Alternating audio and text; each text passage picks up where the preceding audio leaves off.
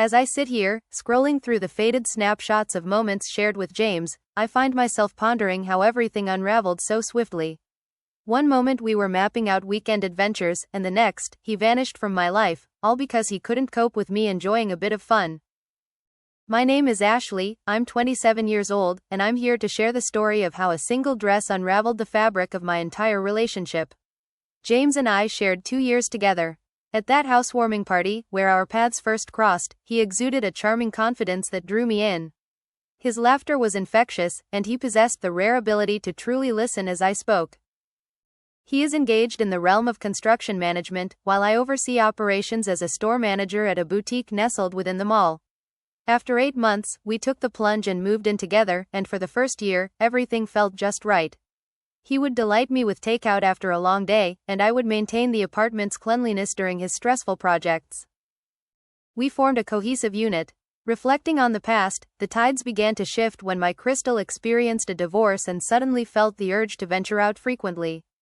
Initially, it began as mere happy hours, yet it soon evolved into vibrant club nights and exhilarating bar crawls. I found myself recalling the depth of my affection for that scene prior to James's arrival. The melodies, the vibrancy, a sense of beauty and recognition. It felt as though a piece of my very essence had slipped from my memory. James immediately perceived the shift. Initially, he attempted to play it off with a sense of nonchalance, even joining in on a few occasions, yet it was evident to all that he loathed the experience. He would linger in the corner, cradling a single beer throughout the evening, his expression steeped in melancholy. In time, he ceased his visits and began to remark on the frequency of my outings. In the meantime, Crystal persistently remarked that I was growing dull and that James was attempting to overshadow my brilliance. She would reveal her dating app matches and the excitement she was experiencing, and I began to feel a pang of jealousy towards her freedom, while I perceived myself as merely a dull girlfriend. The more James probed into my plans for the evening, the stronger my desire to go out became. What began as sporadic amusement evolved into an unusual act of defiance. I would share additional pictures solely to provoke his irritation. I returned home later than I had promised, simply to demonstrate my ability to do so. In retrospect, it was quite chaotic, yet in that moment, it seemed as though I was battling for my autonomy. The situation reached a climax when Crystal persuaded me to embark on a shopping expedition for the upcoming club event. This dress, we discovered, was undeniably challenging conventions. Black mesh interwoven with thoughtfully placed solid panels, offering a technical cover yet revealing glimpses in the perfect light. I acquired it, yet concealed it deep within the recesses of my closet, fully aware of the words that would spill from James's lips. For a couple of weeks, that dress lingered there, a silent insurrection poised to unfold. In the meantime, the situation with James was deteriorating. He began to confront me openly. "What is it that compels you to seek validation from those you do not know?" he inquired a single time. On another occasion, he remarked, "I have no desire for a relationship in which my girlfriend behaves as if she is single whenever I'm not present." Crystal repeatedly insisted that he was controlling, claiming that if he truly loved me, he would encourage me to express myself in any way I desired. "A man who is truly secure wouldn't seek to alter who you are," she would assert. Their echoes lingered in my mind. Did he harbor insecurities? Was that truly the core issue? It began to dawn on me that this was not about respect, as he had asserted. It revolved around his sense of self and the vulnerabilities that lay beneath. The evening of the club event finally dawned, and I dedicated hours to preparing myself. Gazing into the mirror, I found myself taken aback by the sheer audacity of the dress. The sturdy panels concealed only the most necessary elements, while the mesh revealed much more than one might expect. A fragment of my being recognized the excess, yet another essence reveled in the sensation of strength and liberation. As I entered the living room, where James sat absorbed in his television show, he glanced up and did a double take. "You can't be thinking of wearing that out in public," he remarked. "Indeed, I am," I responded. "Crystal and I are heading to the new club downtown." He rose from his seat and switched off the television. "Ashley, that's essentially intimate apparel. It's as if you're stripped bare." "You're exaggerating," I remarked, fully aware that he wasn't completely off the mark. "It is an expression of style. Public figures don garments such as this with great frequency. What could possibly compel someone to don such attire in the presence of unfamiliar faces? What precisely do you seek for this evening?" The sharpness in his tone ignited a fire within me. Perhaps I seek enjoyment without the burden of your guilt weighing on me. If you truly felt secure, you would allow me the freedom to enjoy myself rather than attempting to dictate my attire. James's expression took on a rigidity I had never witnessed before. This isn't about security, he murmured softly. Your actions reflect a conscious disregard for the bond we share. You possess a clear understanding of your actions and the motivations behind them. Oh, so now I'm restricted in my choice of attire? What comes next, James? Will you be selecting my outfits each morning? Don't twist this, he said, his voice unnervingly serene. This isn't a matter of me exerting control over you. This concerns your decision to present yourself as single and available, despite being in a committed relationship. It's merely a dress, not a declaration of one's relationship status. I cried out, clutching my purse tightly. Your permission is not required. I'm stepping out in this dress, and if you can't handle it, that's on you. As I approached the door, James made no effort to hinder my departure. He merely stated that if you step through that door in such attire, you are signaling what holds significance for you, and I will respond with my own decisions in kind. I hesitated for a brief moment, the gravity of his words settling heavily upon me, yet my pride refused to allow me to retreat. Very well, I replied, and with a forceful motion, I shut the door behind me. The club embodied all that Crystal had vowed, exclusive, bustling, and charged with an exhilarating energy. The instant we stepped inside, I sensed the weight of gazes upon me, precisely as I had desired. As the evening unfolded, an endless stream of drinks found their way to our table, each one I graciously accepted. It was a delightful mix of enjoyment and a subtle act of defiance against James. I captured moments throughout the night and shared them on my story, fully aware that he would be watching. A certain individual, Darnell, persistently returned to engage in conversation with me. He stood tall, exuding style, and showered me with compliments about my dress. At one point, he remarked that your boyfriend must be one lucky man. He fails to recognize the value of what he possesses, I responded, emboldened by the effects of the alcohol. As the evening unfolded, I indulged in more drinks than was wise.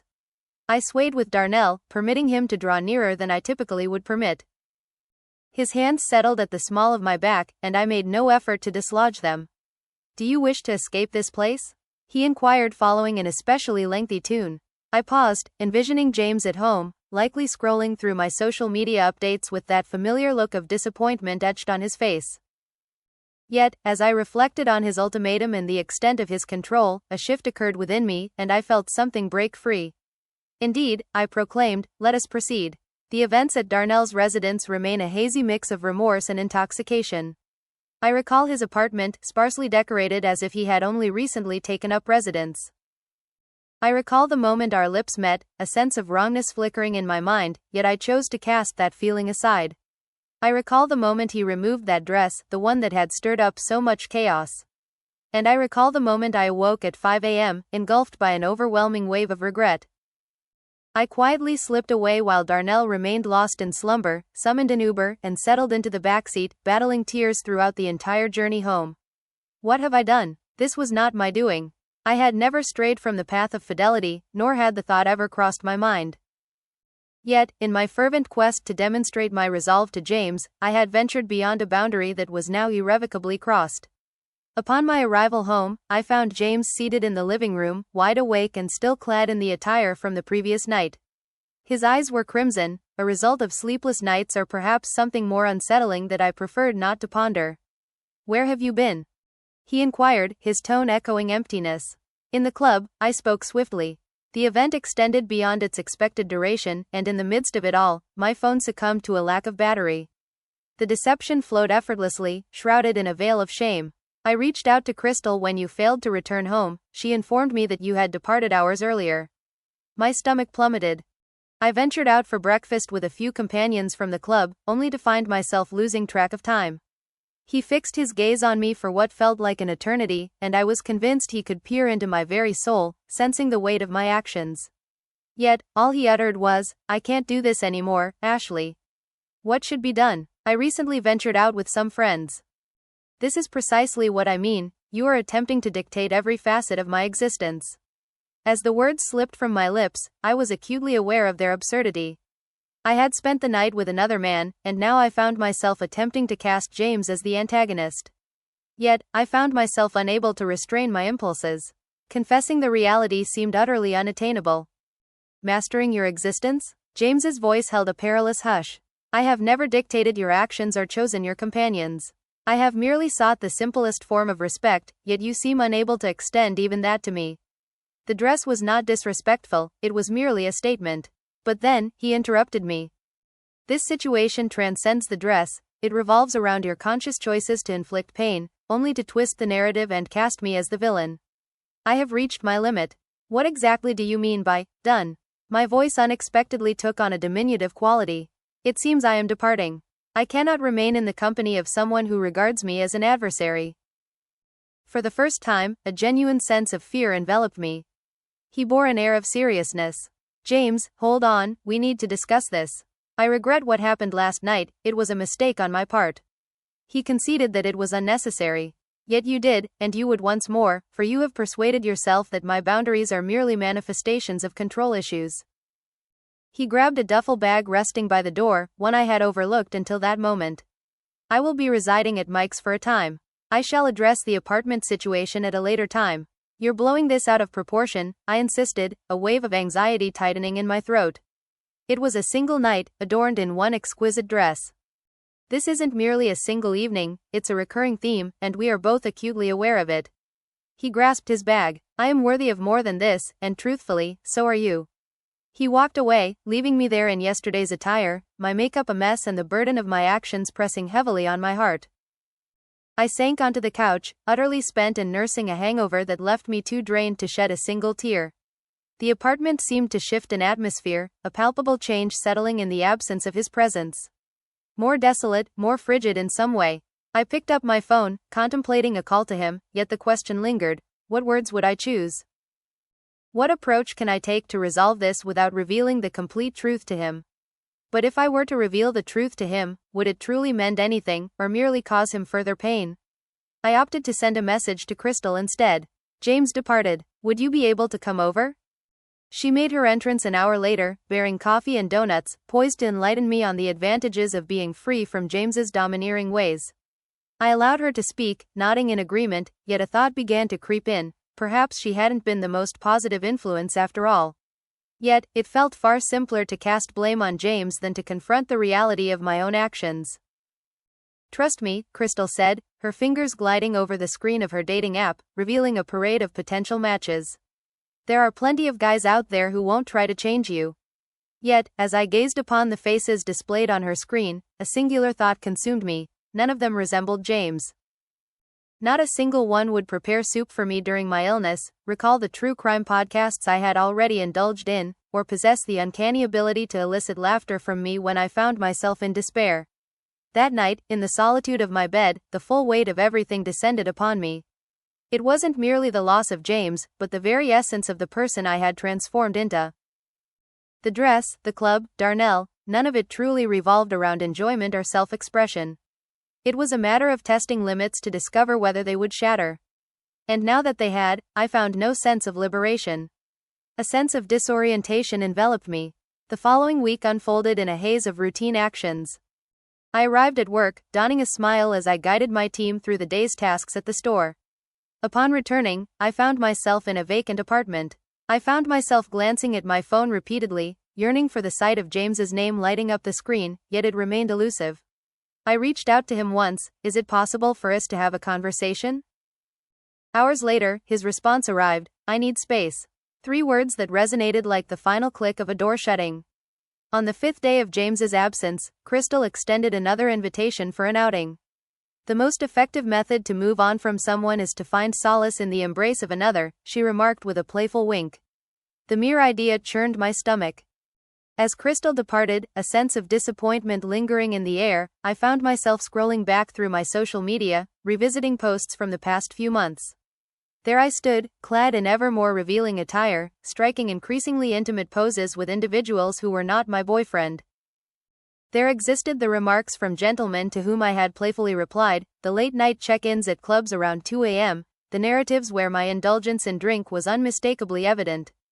Viewed from a new perspective, absent Crystal's voice guiding my thoughts, I began to grasp the reasons behind James's distress. This was not a matter of him exerting control over me. I found myself intentionally distancing from him, probing his reactions, perhaps even attempting to stir a hint of jealousy within him. But what is the reason behind it? Was I experiencing boredom, uneasy, fearful of the depth of my feelings for him? A sense of unease enveloped me, a realization that I had somehow dismantled something precious, though the reasons behind it remained elusive, just beyond my grasp. The weight of that realization lingered as the days stretched into a second week. During my shift, my district manager took a moment to pull me aside and inquire if all was well. "Your figures have declined, and 2 of your colleagues remarked that you appeared to be preoccupied," she noted. In the interim, Darnell had sent a single text. "Did you enjoy yourself the other night? Shall we embark on that journey once more?" Yet, I chose to leave it unanswered, overwhelmed by a sense of shame that made it impossible to even glance at his name on my screen. I continued to share my life on social media, striving to uphold the facade of flourishing in my newfound freedom. Images of takeout showcased as exquisite solo dining experiences. Photographs capturing my visage, adorned with meticulously applied makeup to conceal the shadows beneath my eyes. Uplifting reflections on personal development and the journey of finding oneself. However, the interaction was waning, fewer individuals were expressing their approval or leaving comments. It appeared that even those who had once been so enthusiastic to slip into my DMs during my club photo postings had now shifted their attention to another. Even Crystal was growing increasingly elusive. "Regrettably, I must decline this evening," she would text, suggesting a date. I had a feeling she found my post-breakup self to be less entertaining now that my interests had shifted away from clubs and bar hopping. As the third week unfolded, the apartment began to transform, shifting from a space James had merely vacated to one that seemed to whisper of permanence, as if he would never return. I discovered a longing for the most peculiar of things. His hand would drift to my shoulder, a gentle caress, as we lost ourselves in the flickering images on the screen. His peculiar tendency to arrange the contents of the refrigerator according to color. The scent of his shampoo hung in the air of the bathroom, a reminder of his recent presence after the shower. One evening, following an especially challenging day at the office, I succumbed to my emotions and reached out to him. To my astonishment, he responded, his tone measured and remote. "James," I said, struggling to maintain my composure. "Your absence lingers in my thoughts." A moment of stillness. "This is beyond my capabilities, Ashley. May we engage in a conversation? Perhaps we could arrange to meet at a certain location? I simply must see you." Following another lengthy silence, then, "All right, but only for a conversation. This does not signify our reunion." We settled on a restaurant that once held our shared moments, a place we frequented from time to time. As I prepared, I practiced the words I would share. The ways in which Crystal has shaped my perspective. How I mistook freedom for recklessness. I never intended to cause him pain. I would express my regrets for the dress, for the outing, for all that transpired, save for the one truth he remained unaware of, Darnell. The secret would remain hidden, a solitary burden I would bear in silence. As I entered the restaurant and caught sight of him seated there, my heart truly skipped a beat. He appeared quite dashing, weary, perhaps, yet content. He rose at the sight of me, a spontaneous gesture of courtesy that was so inherently James it stirred a deep ache in my chest. After we placed our order, I felt compelled to express my apologies. Regarding the dress, my behavior, and numerous other matters. I became entangled in the notion that you sought to dominate me, yet I now realize you were merely seeking respect. He inclined his head with deliberate slowness. "Thank you for that." With a renewed sense of determination, I pressed on. "My thoughts wander to you, James. The apartment seems off in your absence. I believe we have the potential to reconnect and find harmony once more." Improved, indeed, for now I possess understanding. His expression softened just a touch, yet he soon shook his head in response. "Ashley, the dress, the clubs, the social media, these were merely manifestations, not the underlying issue. Our desires diverge. One craves thrill, the spotlight, and the liberty to embrace whatever brings joy in the present moment. I seek a collaboration founded on mutual respect, where we can create something meaningful together. Neither of us is at fault for desiring what we seek, yet we find ourselves unable to provide one another with those very things. Yet I can transform," I urged, as a wave of panic surged within me once more. "I have no desire for the nightlife or the spotlight." I found myself, in a moment of reflection, navigating through an experience that felt uncertain. "You shouldn't have to alter your essence to make a relationship thrive," he said softly. To be honest, I doubt that you truly desire to. I believe that, in time, you would come to harbor feelings of resentment towards me for it.